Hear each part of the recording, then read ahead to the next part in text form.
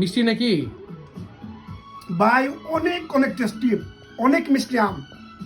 আমি 17 বছর পরে এবার দেশের আম খাইতেছি, বাংলাদেশের আম। Welcome to my another blog.